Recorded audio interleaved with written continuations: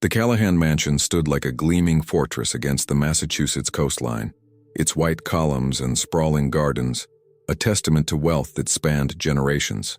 Inside those pristine walls, invisible lines divided those who possessed power from those who served it.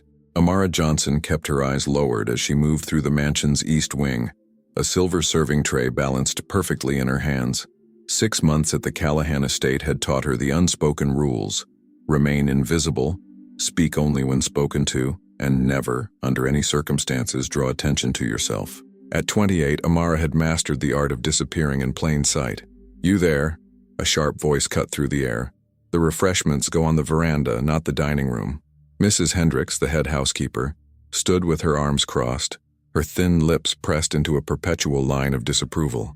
The woman had taken an immediate dislike to Amara from the day Mr. Callahan had hired her, as though Amara's very presence disrupted the careful hierarchy she'd maintained for 15 years. "I'm sorry, Mrs. Hendricks," Amara said softly. "Mr. Callahan requested these specifically for his office. He has investors arriving in 20 minutes. Mrs. Hendricks narrowed her eyes. "Well, then you better hurry, shouldn't you? And for heaven's sake, fix your uniform. This isn't some roadside diner." Amara nodded, adjusting the collar of her black and white uniform before continuing down the hallway. Around her, the other staff members averted their eyes, the silence between them a familiar weight. No one risked friendships here, not when a single complaint could cost them their livelihood.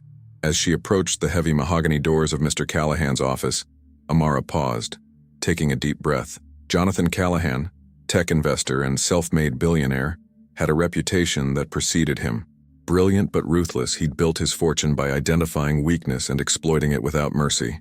The staff whispered stories of assistants reduced to tears, of careers destroyed with a single phone call. Balancing the tray on one hand, Amara knocked softly. "Enter," came the curt response. The office was a monument to power, floor-to-ceiling windows overlooking the Atlantic Ocean, walls adorned with abstract art worth more than what most people earned in a lifetime. Jonathan Callahan stood by the window, phone pressed to his ear, his back to the door. At 45, he maintained the sharp physique of someone who viewed physical weakness as a moral failing, his salt-and-pepper hair precisely cut, his tailored suit bearing no wrinkles. "I don't care what the board thinks," he was saying, his voice cold and measured. "Either they accept my terms by end of day or I'll liquidate my position and watch their stock plummet. Their choice." He ended the call without saying goodbye, turning as Amara silently arranged the refreshments on his desk. "Where's the Macallan?" he asked, not bothering with pleasantries. "Right here, sir," Amara responded, revealing the crystal decanter of aged scotch partially hidden behind a bowl of ice. He made a dismissive sound, checking his watch. "When the investors arrive, you'll serve drinks immediately. No introductions, no small talk. Just do your job and remain silent, understood?" "Yes, Mr. Callahan," she replied, her voice barely audible. For a moment he looked at her directly, as though noticing her for the first time despite her 6 months of service. His eyes narrowed slightly. "You're new. Where's Margaret?" "Margaret retired last month, sir. I've been here since January." He frowned, clearly not recalling her presence for the past half-year. "Fine. Just make sure the glasses stay full and you remain invisible. These men control billions. They don't need distraction from the help." "Of course, sir." Amara kept her expression neutral despite the sting of his words. As she turned to leave, the office door burst open. A woman in her early 40s entered, her designer dress and perfectly highlighted hair marking her as someone from Callahan's world, not the staff's.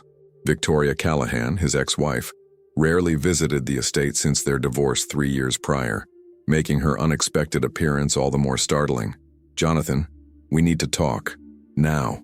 Her voice carried the confidence of someone accustomed to being obeyed. Mr. Callahan's jaw tightened visibly. "I have a meeting in 15 minutes. Cancel it." Victoria dropped her Hermes bag on a nearby chair. "This can't wait." It was only then that Amara noticed the small figure standing half-hidden behind Victoria. A little girl, no more than 7 years old, with caramel-colored curls and wide, uncertain eyes. She wore a pale blue dress with a white cardigan, her hands clutching a worn stuffed rabbit. "What is she doing here?" Jonathan demanded, his voice dropping dangerously. "We agreed. Yes, we agreed you would take her for the next 3 weeks while I handle the Foundation's crisis in Geneva," Victoria interrupted. "I've been reminding you for months, Jonathan. My flight leaves in 4 hours." The little girl shifted uncomfortably, her eyes darting around the unfamiliar room before settling on Amara. Unlike most children who simply stared curiously, she offered a small, hesitant wave. Instinctively, Amara smiled back, then immediately regretted it when she caught Mr. Callahan's disapproving glance. "That will be all," he said pointedly to Amara, dismissing her without taking his eyes off his ex-wife. As Amara moved toward the door, the girl stepped aside, watching her with unusual intensity. Up close, Amara could see features that mirrored her father's. The same determined chin, the same intelligent gaze. But where his eyes held calculation, hers held something softer. Curiosity, perhaps, or loneliness. "Charlotte," Victoria said sharply, noticing their exchange. "Come here, please." The girl didn't respond, her attention still fixed on Amara. "Charlotte," Victoria repeated more firmly, touching the child's shoulder. The girl startled slightly, then moved to her mother's side, though her eyes remained on Amara until the door closed behind her. In the hallway, Amara leaned against the wall for a moment, heart racing unexpectedly. There had been something in that child's gaze, something that felt strangely like recognition, though they'd never met before. Standing around on the job, Mrs. Hendricks's voice cut through her thoughts. "The investors have arrived early. They're in the foyer." Amara straightened immediately. "Yes, Mrs. Hendricks, I'll see to them right away." The next hour passed in a blur of activity. Whatever confrontation had occurred between Mr. Callahan and his ex-wife had been brief. By the time Amara escorted the investors to his office, Victoria was gone, and Jonathan had resumed his mask of controlled confidence. The only evidence of disruption was the little girl, Charlotte, who now sat quietly in a corner of the office with a tablet, seemingly forgotten as the men discussed market projections and acquisition strategies. From the snippets of conversation Amara caught while serving drinks, the investors represented a major pharmaceutical company looking to diversify into tech. Mr. Callahan was pitching his newest venture, a platform that used AI to predict disease outbreaks based on social media patterns. The numbers involved made Amara's head spin. Hundreds of millions changing hands based on nothing more than Jonathan Callahan's reputation and persuasive confidence.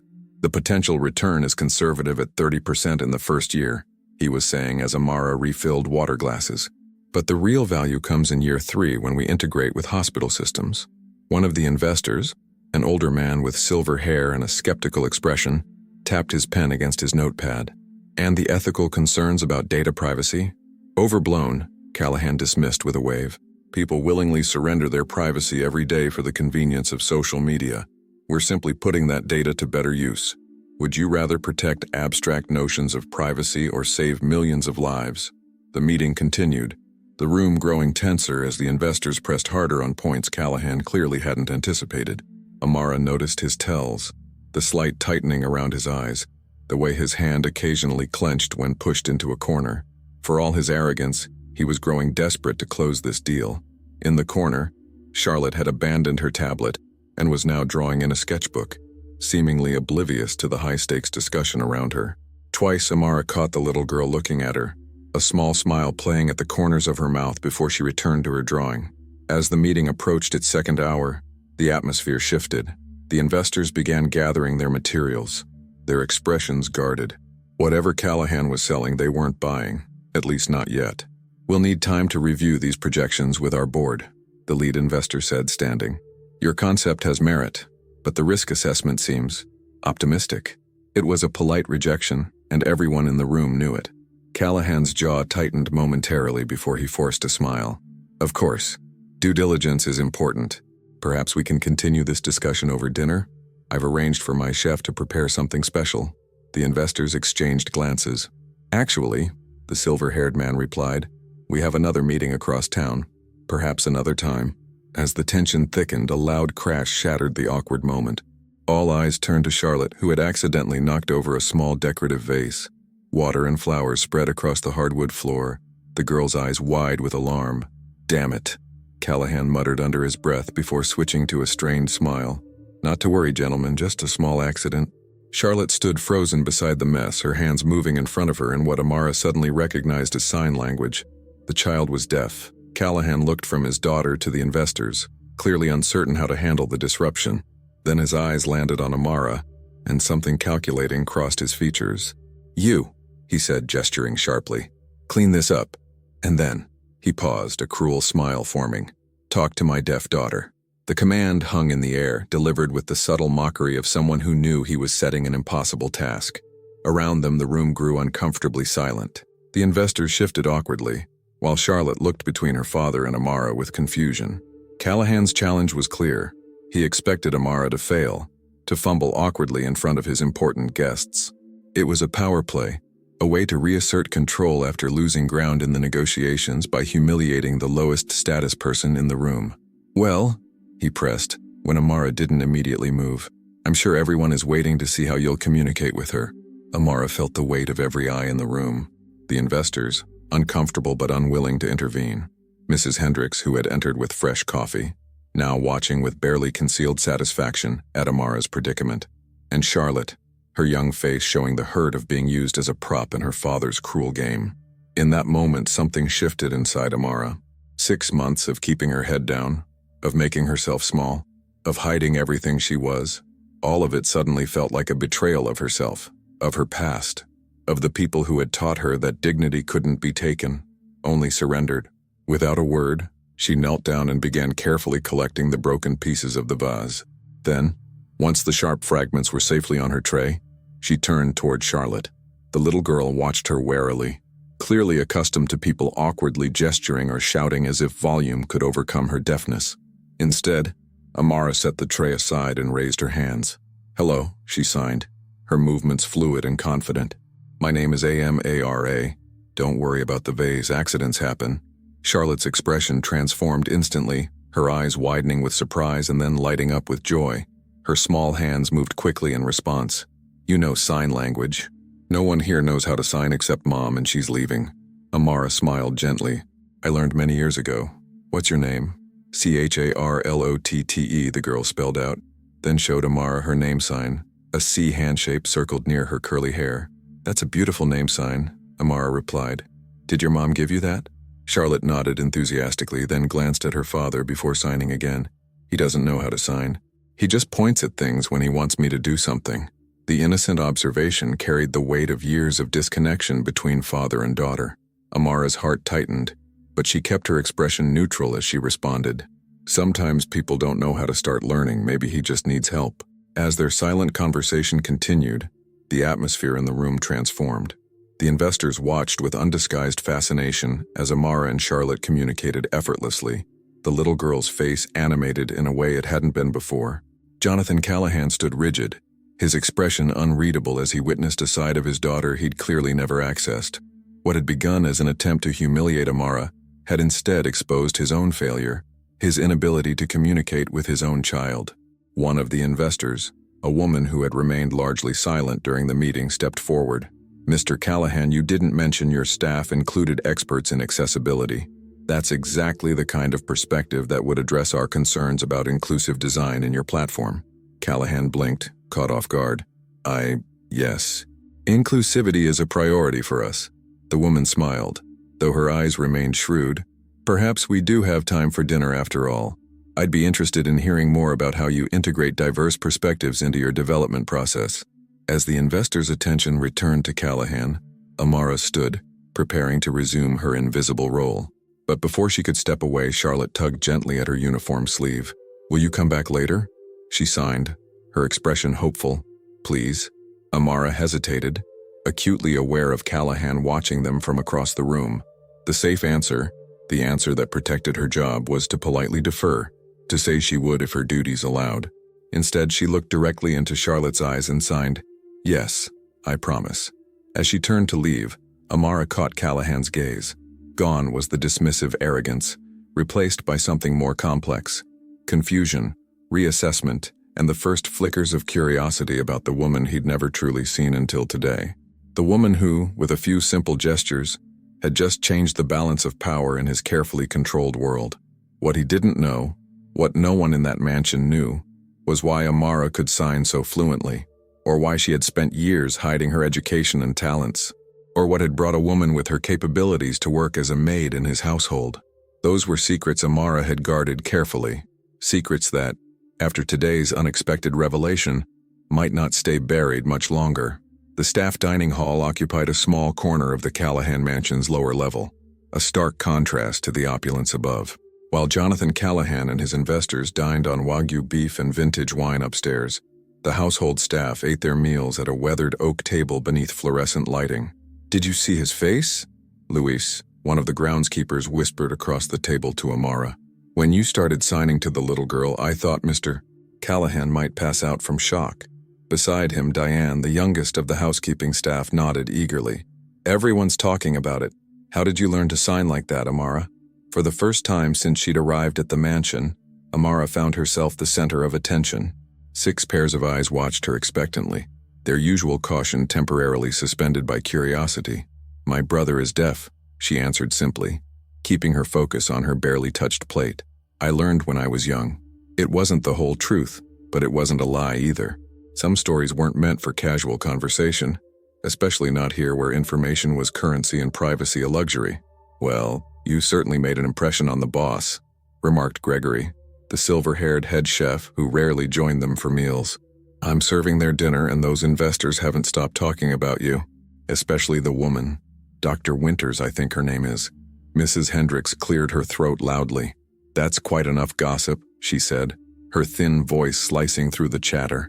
"May I remind everyone that discretion is a requirement of employment here. Whatever happened in Mr. Callahan's office stays there." The table fell silent, but Amara could feel Mrs. Hendricks's eyes lingering on her, sharp with suspicion. The housekeeper had always viewed Amara as an outsider, and today's events had only deepened that divide. After dinner, Amara slipped away to the east wing, where her small room was located alongside the other live-in staff quarters. The space was barely larger than a college dorm room, a single bed, a nightstand, and a narrow closet for her few belongings. But the window overlooked the garden, and on clear nights like this one, she could see the ocean beyond. She sat on the edge of her bed and removed a worn leather journal from beneath her mattress. Opening it to a blank page, she began to write, her handwriting neat and deliberate. Day 184 at the Callahan estate. Something unexpected happened today. A soft knock interrupted her thoughts. Quickly hiding the journal, Amara opened her door to find Charlotte standing in the hallway, still in her blue dress but now clutching a different stuffed animal, a small elephant that had seen better days. "Hi," the girl signed with one hand, the other maintaining a grip on her toy. "I escaped from my dad's boring dinner." Amara glanced down the empty hallway.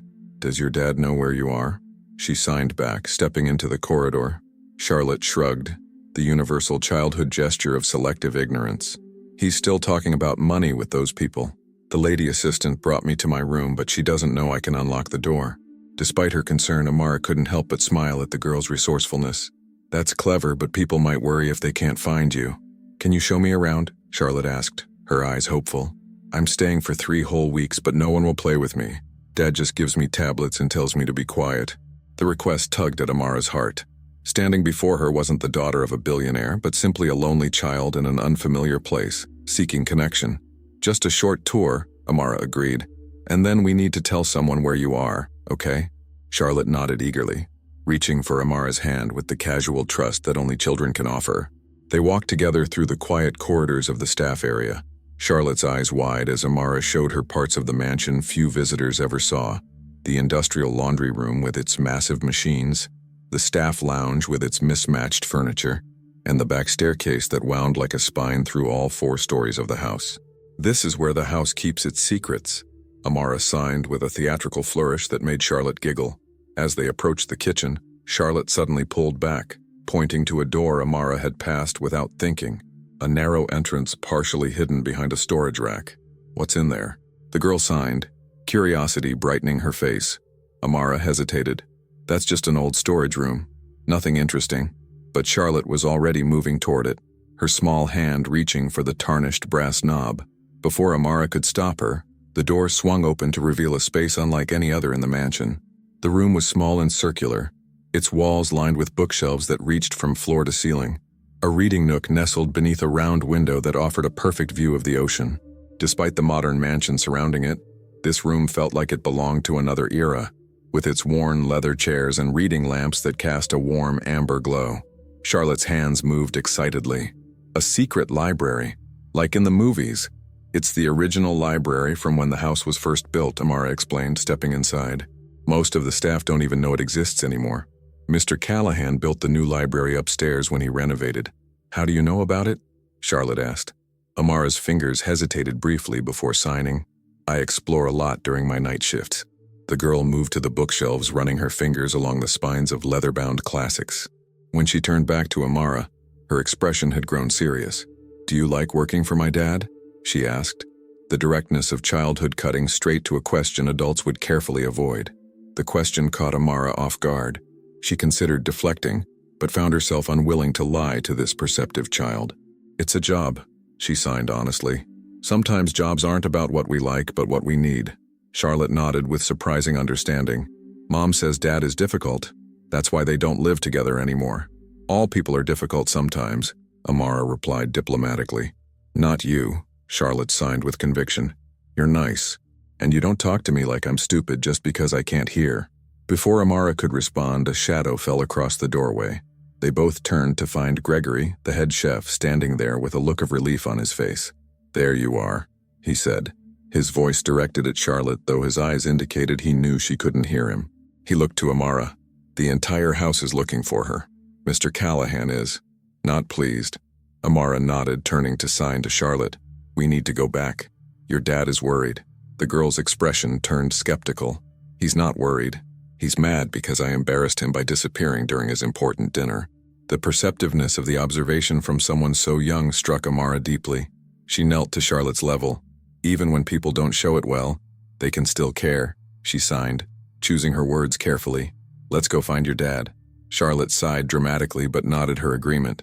As they followed Gregory through the mansion's main corridors, Amara could feel tension building in her shoulders. Jonathan Callahan was not a man who tolerated disruption, and she had just spent the past hour with his daughter without permission. They found him in the main living room, phone in hand, issuing sharp instructions to what appeared to be mansion security. When he spotted Charlotte, relief flashed briefly across his features before hardening into anger. Where the hell have you been? He demanded, striding forward. Then, noticing Amara, his eyes narrowed. Why is she with you? Before Amara could explain, Charlotte stepped between them, her hands flying in rapid sign language. Though Callahan couldn't understand her, the protective gesture was unmistakable. What is she saying? He asked, his tone caught between irritation and curiosity. Amara hesitated, then translated. She says she went exploring because she was bored and she found me. She says it's not my fault. Charlotte continued signing, and Amara found herself in the uncomfortable position of having to interpret words clearly meant to challenge her employer. She says, she wants me to teach you some basic signs so you can talk to her without her mother around. Callahan's expression shifted through several emotions: surprise, defensiveness, and something that might have been shame before settling into its usual mask of control. That won't be necessary, he said stiffly. Charlotte has her tablet for communication. When Amara translated this, Charlotte's face fell, her small shoulders slumping with disappointment. The rejection was subtle but clear. Jonathan Callahan was unwilling to step into his daughter's world, expecting her instead to accommodate his. The investors are waiting to continue our discussion, Callahan said, checking his watch. Take Charlotte to her room and make sure she stays there this time. As he turned to leave, Dr. Winters, the female investor who had shown interest earlier, appeared in the doorway. Everything all right? She asked, her gaze moving between Callahan and his daughter. Just a small family matter, Callahan replied smoothly. My daughter wandered off, but she's fine now. Dr. Winters looked at Charlotte with genuine interest. You have a remarkable child, Mr. Callahan. Have you considered that her perspective might be valuable to your project? Accessibility in tech is one of the fastest growing sectors. For a moment, Callahan seemed caught off guard by the suggestion that his daughter might have value beyond her role as his offspring. He glanced at Charlotte, seeing her perhaps in a new light. An interesting thought, he said carefully. As Amara led Charlotte away, she felt the weight of Callahan's gaze following them, calculating, reassessing, but most disturbingly curious in a way it hadn't been before. The careful distance she'd maintained for 6 months had collapsed in a single day, and she wasn't prepared for the scrutiny that would surely follow. In Charlotte's assigned bedroom, a beautiful space that nonetheless bore no signs of personal touch or childhood comfort, Amara helped the girl prepare for bed. Will you come see me tomorrow? Charlotte asked as Amara tucked the covers around her. If I can, Amara promised, smoothing a curl from the child's forehead.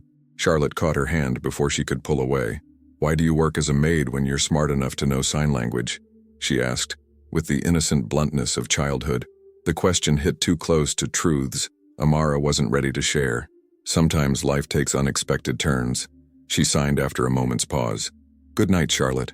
As she closed the bedroom door behind her, Amara found Jonathan Callahan waiting in the hallway, his expression unreadable in the dim light. "A word," he said. "Not a request, but a command. In my office. Now." The walk to Jonathan Callahan's office felt longer than usual, each step carrying Amara closer to a confrontation she'd been avoiding for 6 months. The mansion's opulent corridors seemed to close in around her, the ornate sconces casting elongated shadows across marble floors. When they reached his office, Callahan gestured for her to enter first, a courtesy that felt more ominous than polite. The space had transformed since the afternoon meeting. The conference table had been cleared, the remnants of broken porcelain removed. Only the lingering scent of expensive cologne and the soft glow of a desk lamp remained. "Sit," he said, indicating a leather chair across from his desk. Amara remained standing. Small acts of defiance were all she had left now that her careful anonymity had been shattered. Callahan raised an eyebrow, but didn't insist. Instead, he walked to the bar cart and poured himself 2 fingers of scotch, not offering her anything. "You've put me in an unusual position," he began, swirling the amber liquid. "My investors are suddenly fascinated by you, particularly Dr. Winters, who happens to chair the board's diversity committee." He took a measured sip before continuing, his eyes never leaving her face. "Which makes me wonder why a woman with your abilities is working as a maid in my household." The question hung in the air between them. Amara kept her expression neutral despite the rapid beating of her heart. "I needed a job, Mr. Callahan. You were hiring." "Don't insult my intelligence," he said, his voice dangerously soft. "I've built my fortune by recognizing untapped potential. You're educated. You have specialized skills. Yet your application listed only a high school diploma and previous housekeeping experience." He set his glass down and leaned forward. "What are you hiding?" The directness of the question startled her. Amara had prepared for suspicion, for dismissal, even for anger, but not for this penetrating curiosity. "Nothing relevant to my position here," she replied carefully. Callahan studied her for a long moment, his expression calculating. "Let me be clear. I'm not angry that you have skills beyond dusting my bookshelves. I'm intrigued, and I'm offering you an opportunity." "What kind of opportunity?" Amara asked, wariness evident in her voice. "The investors were impressed by you, by your ability to connect with Charlotte in a way that..." He paused, a flicker of something almost like shame crossing his features before disappearing. "In a way that I haven't been able to." He stood, walking to the window that overlooked the darkened grounds. "They believe that perspectives like yours, minority, disability adjacent, could address their concerns about my platform's inclusivity." Amara felt a surge of indignation at his casual categorization of her identity, at the way he viewed her only through the lens of what she could offer his business interests. "So you want me to be your token diversity hire?" she asked, unable to keep the edge from her voice. Callahan turned, genuine surprise registering on his face. "I'm offering you a promotion, a significant one. You'd work directly with my development team, providing insight on accessibility features. The salary would be 5 times what you're making now." For a brief moment, Amara allowed herself to consider it. Financial stability, work that utilized her actual skills, an escape from the physical demands of housekeeping. But the cost would be visibility, exposure she couldn't afford. "I appreciate the offer, Mr. Callahan, but I'm not qualified for that position." He let out a short, incredulous laugh. "You expect me to believe that? After what I saw today? Knowing sign language doesn't make me a tech expert," she countered. "No," he agreed, returning to his desk. "But your degree from Gallaudet University might." The world seemed to stop. Amara felt a cold wave wash over her as Callahan smiled with the satisfaction of a predator cornering its prey. "You had me investigated," she said, the words barely audible. "Of course I did. The moment you showed an ability that wasn't on your resume, you became a potential security risk." He opened a folder on his desk. "Amara Johnson, bachelor's degree in education with a focus on deaf studies, master's in educational psychology, former director of accessibility services at Westridge Academy in Boston." He flipped a page, continuing with clinical detachment. "Resigned your position 18 months ago under interesting circumstances. No formal employment since then until you appeared at my door 6 months ago. Drastically overqualified and using your mother's maiden name." The folder closed with a soft thud that seemed to echo in Amara's ears. Everything she'd carefully constructed was unraveling before her eyes. "What do you want?" "Who?" she asked, her voice steadier than she felt. "I want to understand," Callahan replied, leaning back in his chair. "Why would someone with your qualifications hide her education to work as a maid? What are you running from, Ms. Thompson? Or should I say Professor Thompson?" The use of her real surname hit like a physical blow. Amara fought to maintain her composure, knowing that showing fear would only strengthen his position. "My reasons are personal and have no bearing on my work here." Callahan's expression hardened. "They do when they involve deception. I have a right to know who I'm employing, especially someone with access to my home, my guests." He paused meaningfully. "My daughter." The implication stung, but Amara recognized the leverage point he was establishing. "I've done nothing to threaten your family's safety," she said. "I changed my name for personal reasons, but my work here has been honest." "Then be honest now," he challenged. "What happened at Westridge Academy? Why did their star educator suddenly resign and disappear?" Amara felt the walls she'd carefully constructed begin to crumble. 18 months of hiding, of rebuilding her life from ashes, and now this man, this privileged, arrogant man, demanded her story as if it were his right. "That's not something I discuss," she said finally, her voice tightening. "If you feel you can't trust me, I understand. I'll pack my things tonight."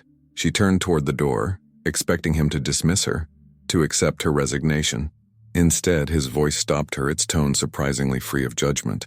"Charlotte asked for you," he said quietly. 3 times during dinner. She doesn't connect with people easily, especially since the divorce." Amara paused, her hand on the doorknob. The mention of Charlotte tugged at something in her she couldn't ignore, despite her instinct for self-preservation. "She's a remarkable child," she said without turning. "She deserves to be seen, to be heard in her own language." "I know." The admission seemed to cost him something. "That's why, despite my reservations about your honesty, I'm still offering you a choice." Now she did turn, facing him with renewed wariness. "Continue as you are," he said, "working in a position far beneath your capabilities. Or accept my offer. Become Charlotte's interpreter and tutor while consulting on my project's accessibility features." "And my past?" Amara asked, knowing the answer but needing to hear it. "Remains between us," he confirmed. "As long as you convince me it poses no threat to this household." The proposal hung in the air between them. Opportunity tangled with compromise. Freedom with obligation. For months, Amara had chosen invisibility as her protection. Now Callahan offered visibility with his protection instead, a bargain that required her to trade her autonomy for his patronage. "I need time to consider," she said finally. Callahan nodded, seemingly satisfied to have maintained control of the situation. 24 hours, and Amara. He used her first name deliberately. "Whatever you're hiding from, whatever sent you running to scrub floors instead of building the career you trained for, I have resources that could help." The offer of assistance, wrapped in the reminder of his power, was perhaps the most manipulative move yet. Amara simply nodded, unwilling to give him the satisfaction of her gratitude or her resentment. As she left his office, the weight of the past 18 months pressed down on her shoulders. The careful distance she'd maintained, the identity she'd buried, the dreams she'd abandoned, all threatened by a single moment of authenticity with a deaf child who'd recognized in Amara something kindred. Back in her small room, Amara retrieved her journal and a worn photograph hidden between its pages. 3 smiling faces against the backdrop of Boston Common, arms linked in the carefree confidence of people who believed the world was ultimately just. That truth would prevail over power. How naive they had been. Her fingers traced the faces of her former colleagues. Marcus with his booming laugh, Elena with her fierce determination. Both had stood beside her until standing became too costly, until principles crumbled beneath the weight of practicality. She couldn't blame them. Not everyone could afford to sacrifice everything for the truth.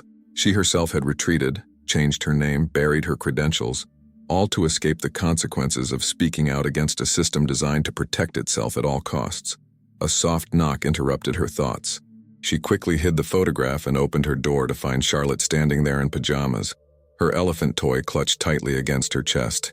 "I can't sleep," the girl signed, her movements sluggish with fatigue despite her claim. "Dad is still working, and I heard a scary noise." Amara glanced down the empty corridor, knowing she was crossing a boundary by letting Charlotte into her quarters, but the child's trusting expression made refusal impossible. Just for a little while, she signed, opening the door wider. Charlotte settled on the edge of Amara's bed, eyes wide as she took in the sparse room. "Your room is small," she observed with childish directness. "Yes," Amara agreed, "but it's quiet, and I can see the ocean from my window." "Do you miss your brother?" Charlotte asked unexpectedly. "The deaf one you learned signing for?" The innocent question landed like a stone in still water, sending ripples through Amara's carefully maintained composure. How simple it would be to maintain the partial truth she'd offered at dinner, that she'd learned sign language for a deaf sibling, that her story was that uncomplicated. Instead, looking into Charlotte's earnest face, Amara found herself unwilling to build their connection on a foundation of lies. "I don't have a brother," she signed, the admission both frightening and freeing. "I learned sign language because I wanted to help connect worlds that often stay separate." Charlotte's brow furrowed. "Then why did you tell the kitchen people you did?" "Sometimes," Amara replied carefully. "Adults tell simplified stories when the whole truth is complicated." The girl considered this with surprising seriousness. "Like when Mom says she and Dad still care about each other, but I know they don't because they never sign or talk directly to each other?" The perceptiveness of the observation made Amara's heart ache. "Yes, something like that." "Are you going to leave?" Charlotte asked suddenly. "Dad fires people all the time when they do something he doesn't like." Amara hesitated, uncertain how to explain the complexities of adult compromises to a 7-year-old. "I don't know yet," she signed honestly. "Your dad offered me a different job here." Charlotte's face brightened immediately. "Working with me instead of cleaning?" "Possibly," Amara acknowledged, surprised by the child's intuition. "How did you know that?" "I saw Dad talking to those business people about you." Charlotte signed with a hint of pride in her observation skills. "The lady with the red hair said you were wasted as a maid, and Dad looked angry but then thoughtful, like when someone beats him at chess." Despite the seriousness of her situation, Amara couldn't help but smile at Charlotte's description. The child had clearly inherited her father's perceptiveness, if not his coldness. "If you stay and work with me," Charlotte continued, her signing becoming more animated, "you could teach Dad to sign too. Then he wouldn't always look so frustrated when I try to tell him something important." The hope in the girl's expression made Amara's decision both harder and clearer. Whatever complicated history existed between Jonathan Callahan and his daughter, Charlotte deserved someone who could bridge that divide, someone who understood that communication was about more than just exchanged information, but about connection, about being truly seen. "I'll think about it," she promised, helping Charlotte slide off the bed. "But now you need sleep, and I need to walk you back to your room before anyone notices you're gone." As they moved quietly through the darkened corridor, Charlotte's small hand found Amara's, a gesture of trust that carried its own weight of responsibility. At the girl's bedroom door, Amara knelt to eye level. "Sweet dreams," she signed. "And Charlotte, thank you for seeing me, the real me, when no one else here did." The child smiled sleepily, signing back with the natural wisdom children sometimes possess. It's easy to see people when you have to watch everything instead of just listening to words. After tucking Charlotte in, Amara returned to her room, her mind made up despite her reservations. Tomorrow she would accept Callahan's offer, not for him, not for the money, not even for her own convenience, but for Charlotte. And perhaps, in helping this lonely child find her voice, Amara might find a way to reclaim her own. Dawn broke over the Atlantic, painting the Callahan estate in hues of gold and amber. Amara stood at her window, watching the play of light across the water, a cup of tea warming her hands. She hadn't slept much, her mind circling through possible futures like a bird seeking a place to land. By accepting Callahan's offer, she would gain financial security and purpose, a chance to use her training again, to help Charlotte. But she would also step back into the visibility she'd fled 18 months ago, risking exposure beyond these protected walls. Her phone buzzed with a text message, a rare occurrence these days as she'd systematically disconnected from her previous life. The name on the screen made her breath catch. Elena Martinez. "Saw a job posting at Callahan Tech for accessibility specialist. Isn't that where you're working? Be careful, they're still looking." Amara's hands trembled slightly as she deleted the message. Elena had been her closest colleague at Westridge Academy, the last to abandon her when the walls began closing in. That she'd reached out now, after months of silence, was both a comfort and a warning. They were still looking. The investigation hadn't ended with her resignation and disappearance.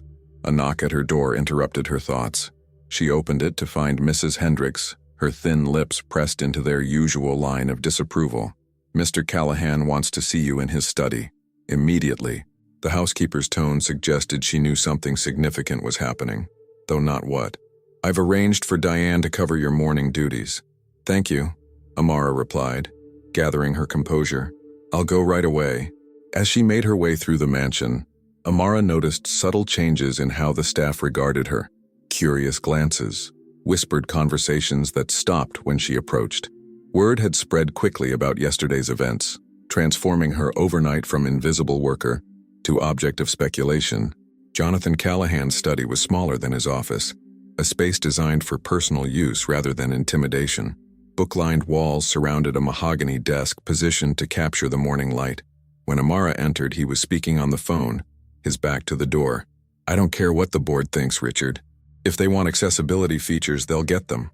But on my timeline, not theirs." He turned, noticing her presence. "I'll call you back. My 9 o'clock is here." The casual rescheduling of her from staff to appointment wasn't lost on Amara. Callahan gestured to a chair across from his desk, his expression unreadable. "Coffee?" he offered, indicating a silver service on a side table.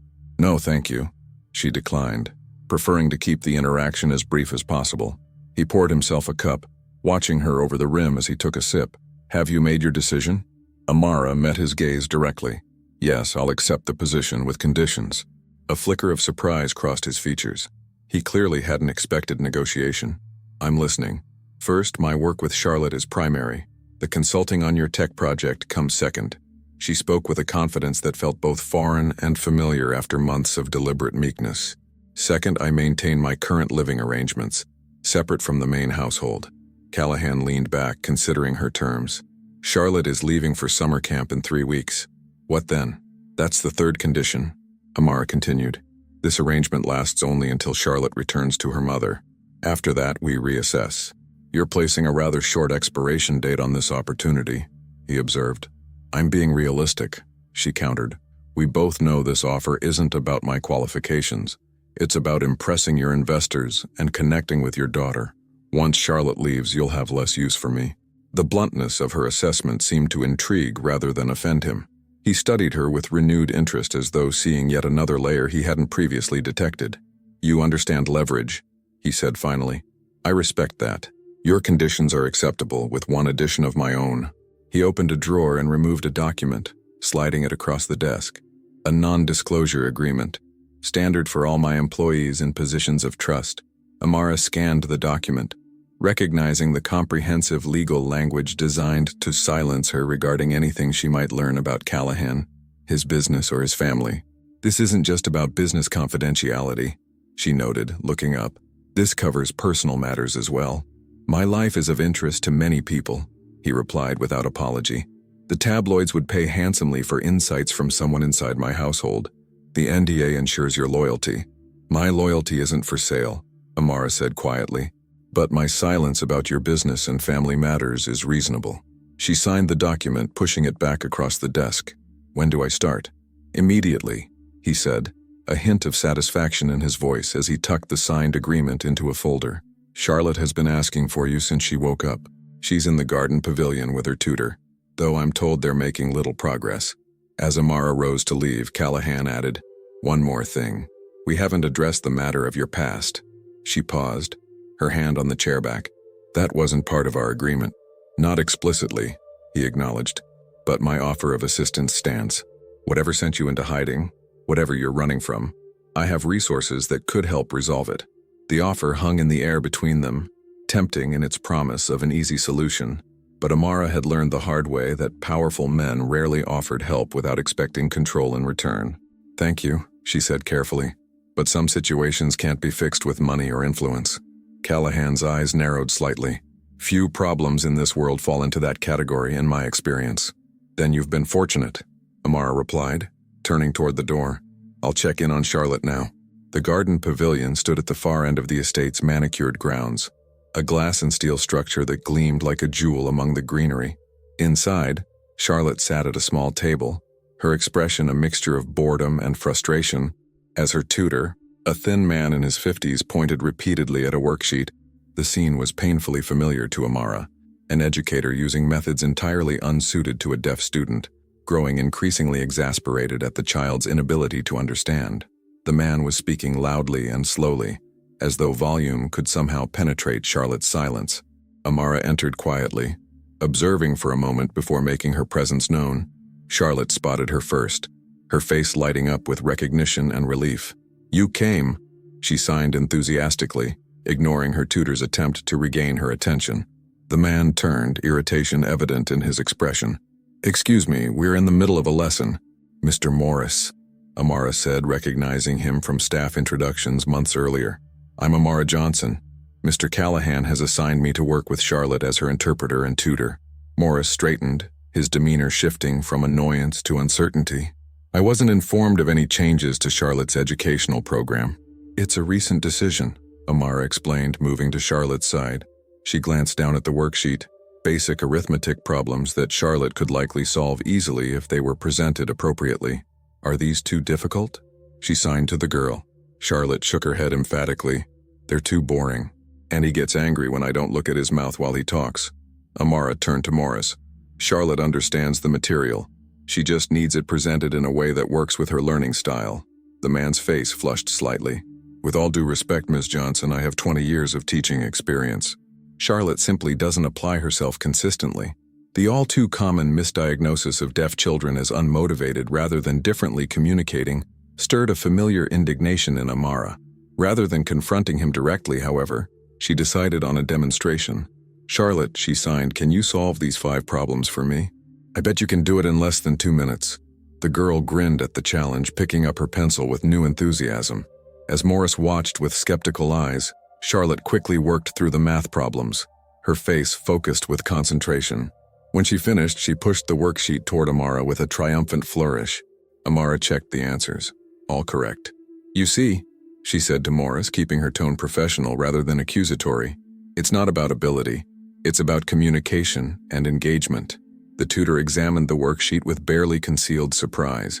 "Well, this is unexpected. Mr. Callahan has authorized me to take over Charlotte's academic program during her stay," Amara continued. "I appreciate your work with her thus far, and I'm sure Mr. Callahan will compensate you for any scheduling inconvenience." The dismissal was polite but clear. Morris hesitated, clearly torn between professional pride and the reality of his employer's decision. Finally, he gathered his materials with stiff movements. "I'll speak with Mr. Callahan directly," he said, an implied threat that rolled off Amara like water.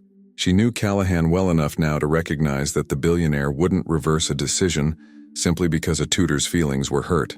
Once Morris had departed, Charlotte looked up at Amara with undisguised delight. "Are you really my teacher now?" She signed, her movements quick with excitement. "Yes," Amara confirmed. "Your father hired me to work with you during your visit." The girl's expression clouded slightly. "Just for 3 weeks? Then you'll go back to being invisible?" The perceptiveness of the question struck Amara deeply. "We'll see what happens after 3 weeks." She signed, unwilling to make promises she couldn't keep. "For now, let's focus on having fun while learning. What subjects do you enjoy most?" "Science," Charlotte signed immediately.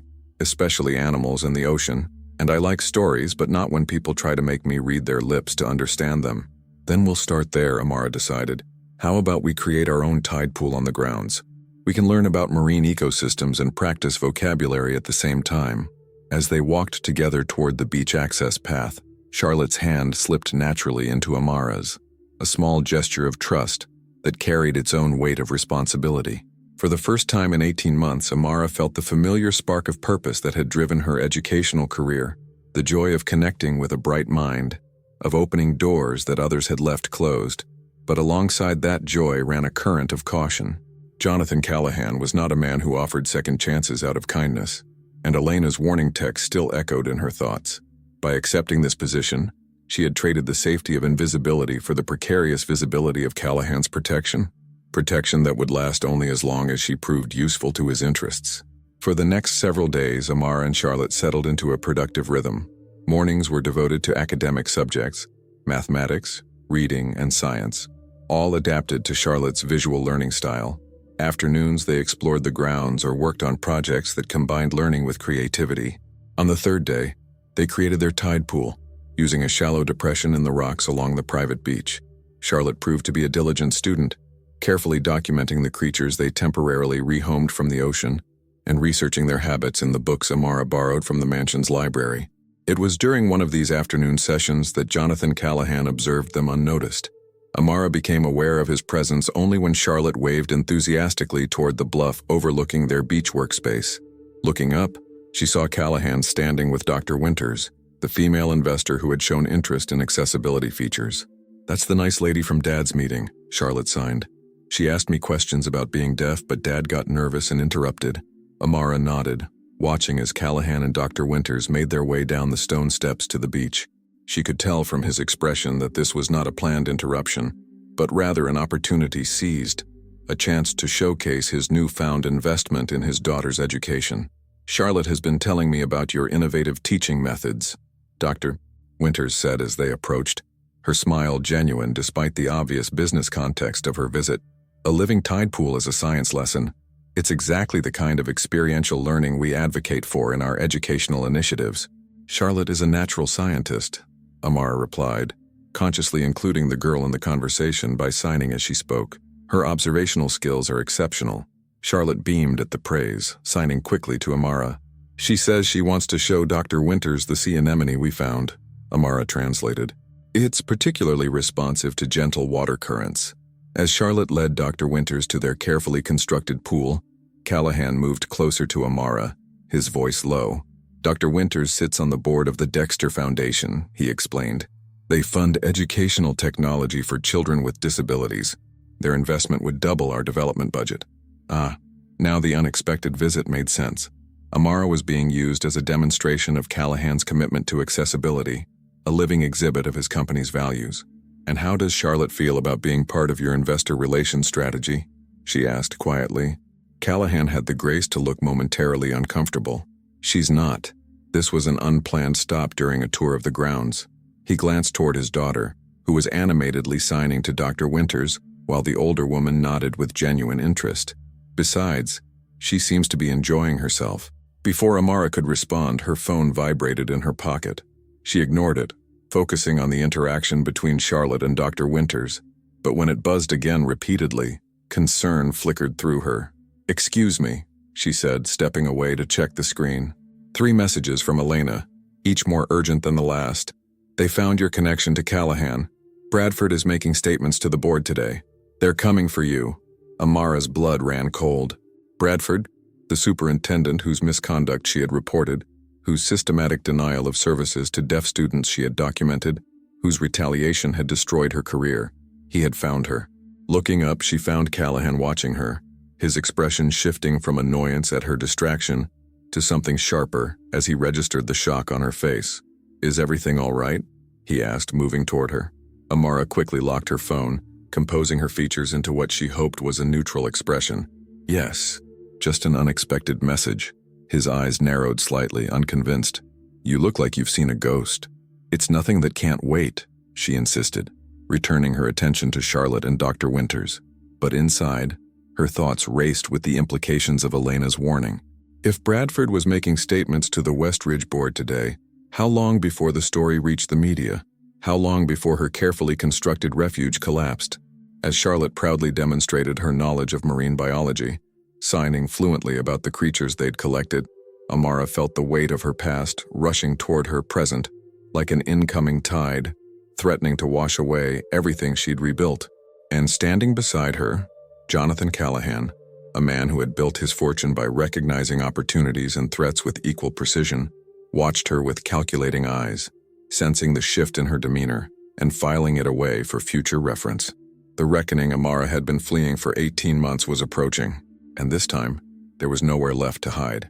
The remainder of the afternoon passed in a blur for Amara, her body moving through the motions of teaching while her mind raced with contingency plans. Dr. Winters eventually departed, clearly impressed by both Charlotte's intelligence and Amara's teaching methods. Jonathan Callahan accompanied the investor back to the main house, but the calculating look he'd given Amara before leaving suggested their conversation wasn't over. As the sun began its descent toward the horizon, Amara helped Charlotte document their tide pool findings in a small notebook. "You're worried about something?" Charlotte signed suddenly, her perceptive eyes studying Amara's face. Your hands keep shaking when you think I'm not looking. Amara hesitated.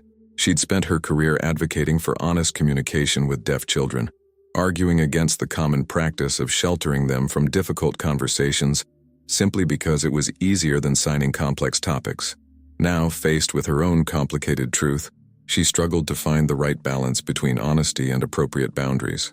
I received some difficult news, she admitted finally, from my past life before I came here. Charlotte nodded with surprising maturity. Bad people? Complicated people, Amara corrected gently. Sometimes good people make bad choices when they're scared or trying to protect themselves. The girl considered this, her brow furrowing. Like when Dad yells at his employees when his business has problems? The innocent observation made Amara smile despite her anxiety. Something like that? Yes. Will you have to leave? Charlotte asked. The question direct in the way only children can manage. Amara's heart tightened. I hope not, she signed truthfully. But if I do, it won't be because I want to. Before Charlotte could respond, a shadow fell across them.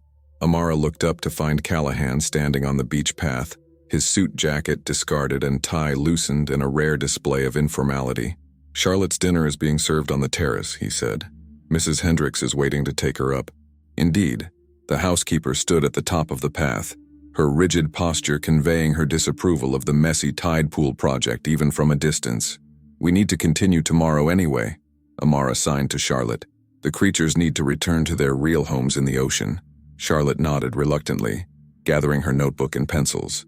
As she stood, she hesitated, then threw her arms around Amara in a quick, fierce hug before running up the path toward Mrs. Hendricks. Once Charlotte was out of sight, Callahan turned to Amara, his expression unreadable in the fading light. Walk with me. It wasn't a request. They moved along the shoreline in silence for several minutes, the wet sand firm beneath their feet.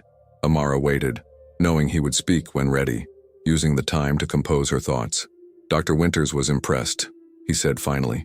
The Dexter Foundation is prepared to commit $8 million to our accessibility initiatives, largely based on her observations today. Charlotte deserves the credit, Amara replied. She's remarkably bright.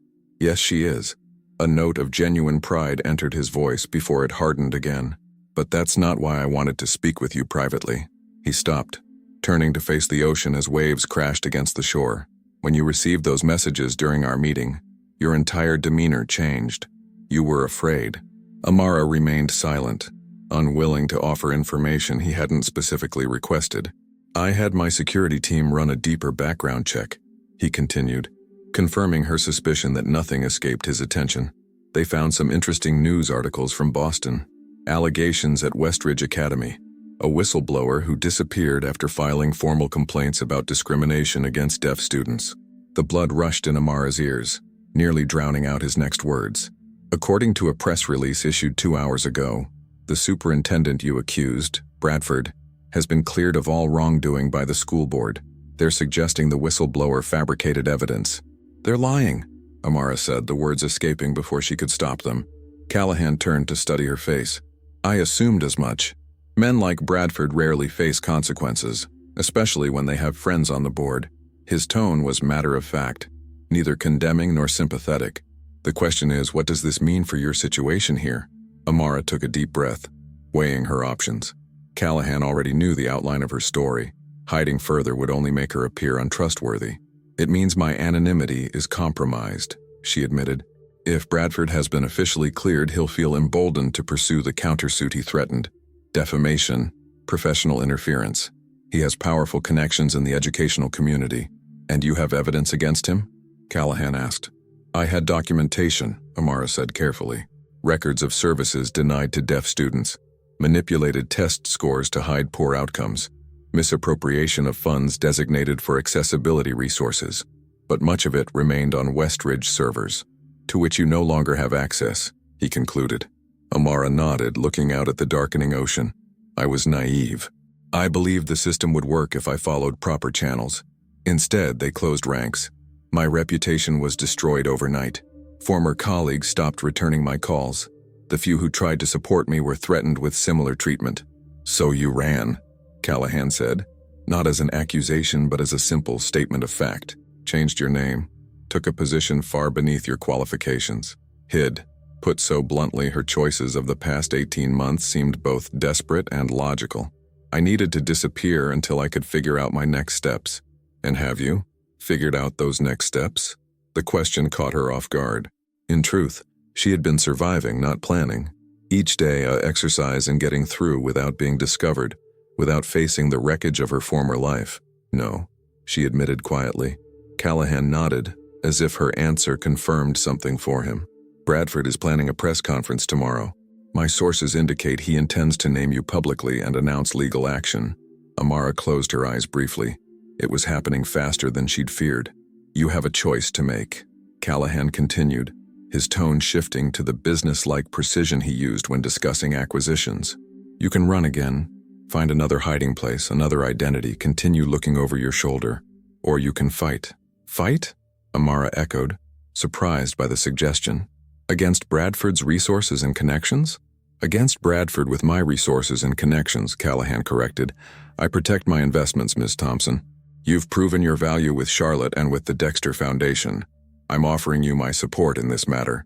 Suspicion flickered through Amara. Why would you involve yourself in my personal battle? His lips curved in a cold smile. Multiple reasons. First, self-interest. I need your expertise for both Charlotte and my project. Second, I detest bullies who abuse power, particularly when it affects children. And third, his expression hardened. Men like Bradford assume they're untouchable. I enjoy proving them wrong. The offer hung between them, tempting in its promise of protection, yet concerning in its potential cost. Accepting Callahan's help would mean owing him, becoming further entangled with a man whose moral compass seemed guided primarily by personal advantage. What would this support entail exactly? Amara asked carefully. My legal team. Media connections to ensure your side of the story is heard. Financial resources to weather whatever storm comes. And, he added with calculated precision, access to Westridge's systems to retrieve your evidence. That last part made her breath catch. That would be illegal. Not necessarily, Callahan countered smoothly. There are legitimate channels to obtain digital records during legal discovery. My team is creative in navigating such matters. The ethical ambiguity of his offer wasn't lost on Amara. The principles she'd fought for at Westridge, fairness, transparency, accountability, seemed at odds with Callahan's methods. Yet the prospect of finally proving Bradford's misconduct, of reclaiming her professional reputation, of securing justice for the students who had been denied resources, the temptation was overwhelming. I need to think, she said finally. Callahan nodded, seemingly satisfied that she hadn't immediately rejected his offer. Take the evening, but understand that events are moving quickly now. Bradford won't wait, and neither should you. As they turned back toward the mansion, the fading light casting long shadows across the beach, Callahan added, whatever you decide, Charlotte's position in all this concerns me. She's grown attached to you in a very short time. The implication was clear. Any decision Amara made would affect not only her own future but Charlotte's well-being too.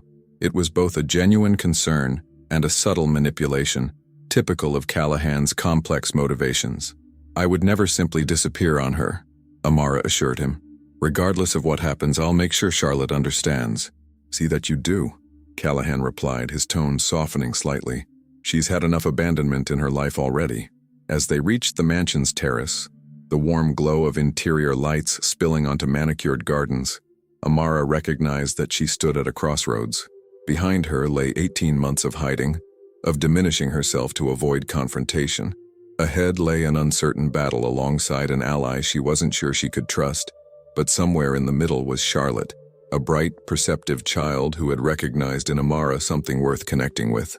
And perhaps that recognition, more than anything else, would guide her choice. The morning of Bradford's press conference dawned clear and bright, sunlight streaming through Amara's window with an irony not lost on her.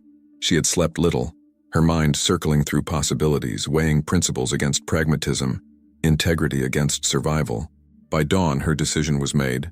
She dressed with care, selecting the professional clothing she had kept hidden in the back of her closet, a simple navy dress and blazer that represented the person she had been before hiding became necessary. As she pinned her hair back, Amara studied her reflection, recognizing the determination in her eyes that had been absent for too long. A text from Elena confirmed that Bradford's press conference was scheduled for noon. The Boston educational community was already buzzing with rumors, her name circulating in whispered conversations and private messages. After 18 months of careful anonymity, Amara Thompson was becoming visible again. When she entered Jonathan Callahan's office, he was already on a call, his attention focused on the laptop before him. He gestured for her to sit, concluding his conversation with the terse efficiency that characterized all his business dealings. "Have you decided?" he asked without preamble, studying her changed appearance with evident interest. "Yes," Amara replied, her voice steady. "I'll accept your help, but with conditions." A flicker of respect crossed his features. "I expected nothing less." "Name them." "First, we do this legally. No shortcuts that could compromise the integrity of the evidence." She held his gaze, unwavering. "Second, I maintain control of my story. No press statements issued without my approval. And third, when this is over, regardless of the outcome, my position with Charlotte continues until she returns to her mother, as originally agreed." Callahan considered her terms, his expression calculating. "The third condition is easily granted. The second is reasonable. The first..." He leaned back in his chair. "Let's say we'll pursue legal methods first and discuss alternatives only if absolutely necessary." It wasn't the unqualified agreement she'd hoped for, but Amara recognized it as the most honest response he could offer, and perhaps the most realistic approach to confronting an adversary who had already demonstrated his willingness to bend rules. "Agreed," she said finally. Callahan nodded, satisfied. "My team has been briefed. They're preparing a response to Bradford's expected statements, ready to distribute the moment he finishes speaking. We've also filed emergency motions for preservation of evidence at Westridge and formal requests for document production." The swift efficiency of his preparations impressed her, though it also confirmed her suspicion that he had anticipated her acceptance of his offer. "What do you need from me?" she asked. "A detailed account of everything. Dates, names, specific incidents. My team needs to know exactly what they're looking for." He pushed a tablet across the desk. "You can work here. I've arranged for Mrs. Hendricks to cover Charlotte's morning session." Amara raised an eyebrow. "Does Mrs. Hendricks know sign language?" "No," Callahan acknowledged, "but they're watching nature documentaries with subtitles." Charlotte seemed pleased with the arrangement, especially after I told her you were working on something important. The thoughtfulness of the solution, imperfect but considerate of Charlotte's needs, surprised Amara. Perhaps Callahan was learning, in his own way. For the next 2 hours, she documented her experiences at Westridge Academy, the initial discoveries of discrepancies in services for deaf students, the pattern of fund misappropriation she had uncovered, Bradford's threats when she first approached him privately with her concerns.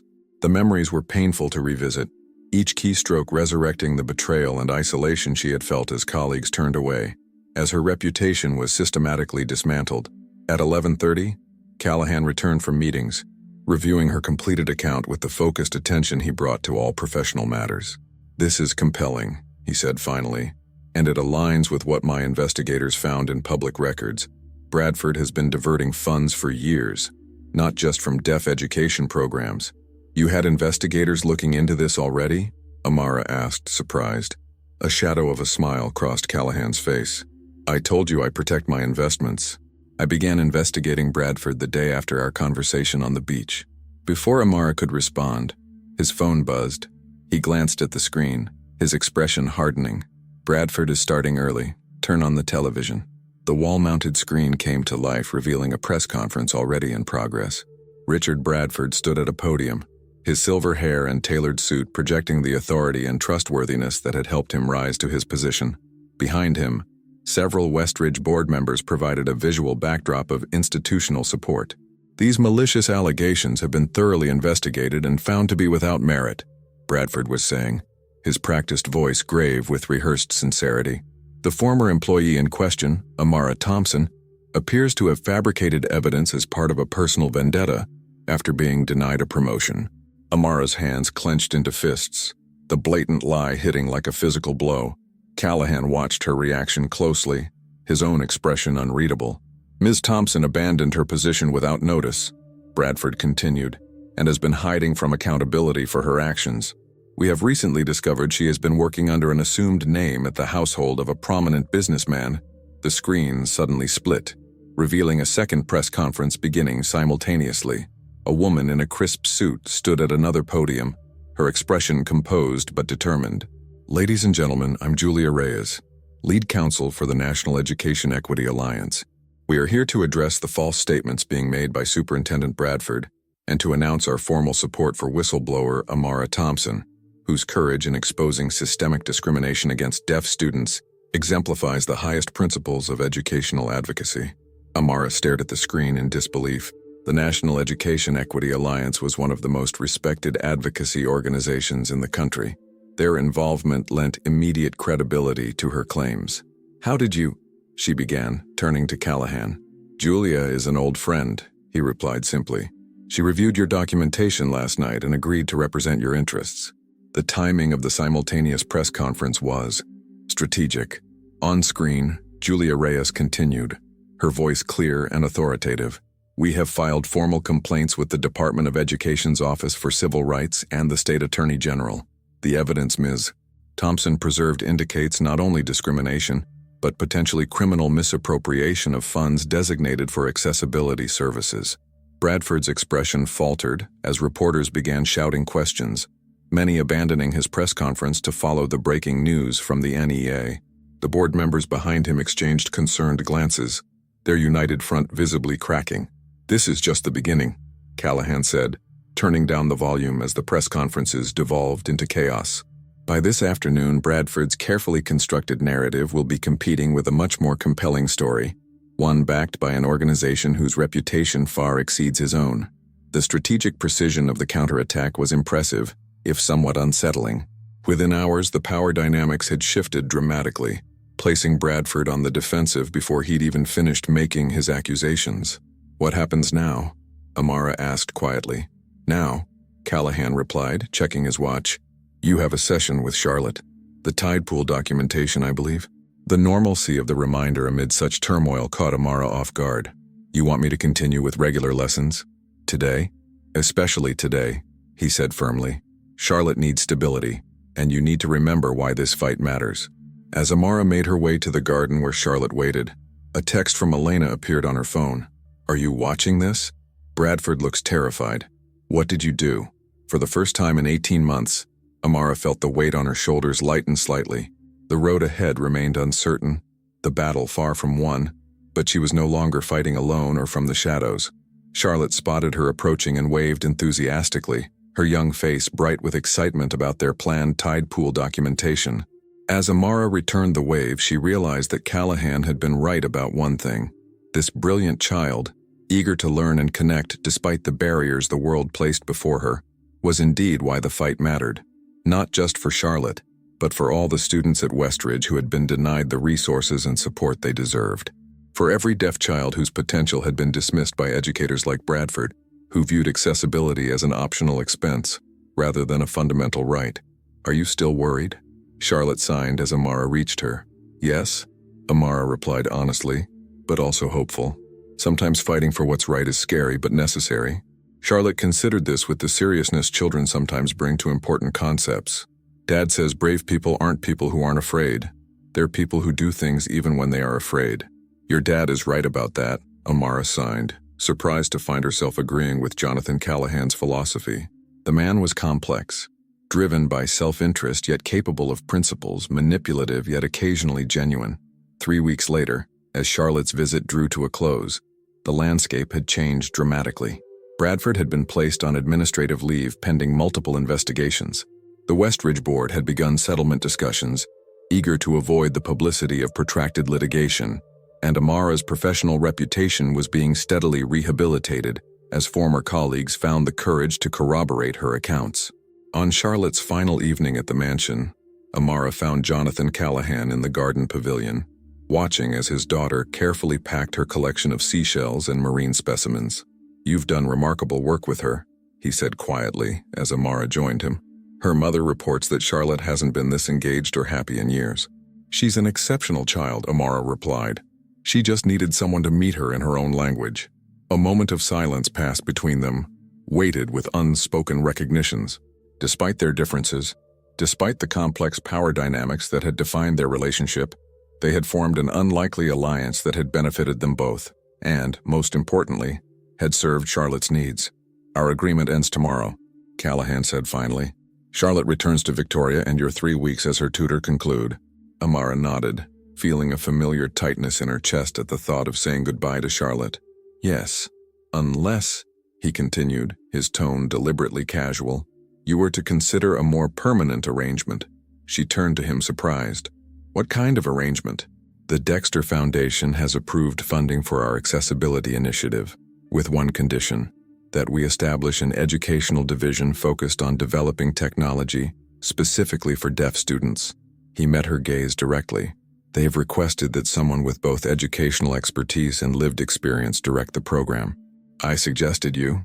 The offer hung in the air between them, unexpected yet somehow inevitable, a recognition of the value she had demonstrated over these weeks of crisis and growth. The position includes regular contact with Charlotte, he added. Victoria has agreed to bring her to Boston monthly for program testing and feedback. Amara looked toward Charlotte, who was showing Mrs. Hendricks how to properly label a specimen jar. The housekeeper's usual severity softened into something approaching genuine interest. In 3 short weeks, the little girl had changed so much, and had changed those around her, opening doors of communication that had previously remained closed. Perhaps that was the most powerful lesson of all. That authentic connection could transform even the most rigid systems, the most guarded hearts. I'll consider it, Amara said finally, turning back to Callahan. But on my terms, not yours. He smiled, a genuine expression rarely seen on his usually calculating face.